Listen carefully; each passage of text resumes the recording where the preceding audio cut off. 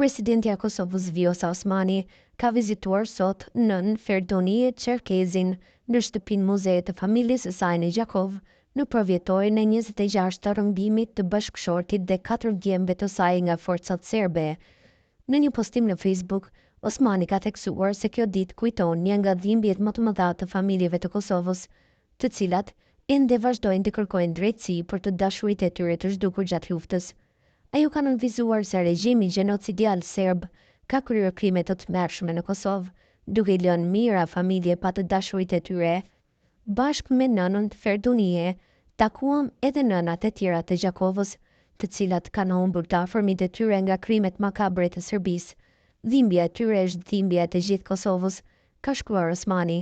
Sipas saj, 2 nga djemtë e nën Ferdunijes janë gjetur dhe varrosur me nderimet e duhura, por ende nuk dihet fati i bashkëshortit të 2 djemve të tjerë, të cilët mbeten të zhdukur. Megjithatë, nën Ferdonija nuk është dorëzuar, por e ka shndërruar dhimbjen në forcë dhe kauzë për drejtësi.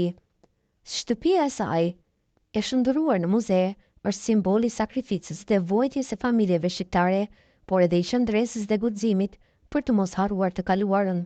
Osmani ka theksuar se Kosova nuk duhet të ndalet së kërkuari drejtësi për të gjithë të pagjeturit dhe se institucionet e vendit duhet të vazhdojnë përpjekjet për të ndriçuar fatin e tyre. Në fund të deklaratës së saj, presidentja e Kosovës ka bërë thirrje për unitet dhe solidaritet me familjet që ende presin të mësojnë të vërtetën për të dashuritë e tyre. Dhimbja dhe kauza e nën Ferdunijes janë të gjithë Kosovës, ka përfunduar Osmani në postimin e saj, ku ka ndarë edhe një foto së bashku me nën Ferdonije Çerkezin.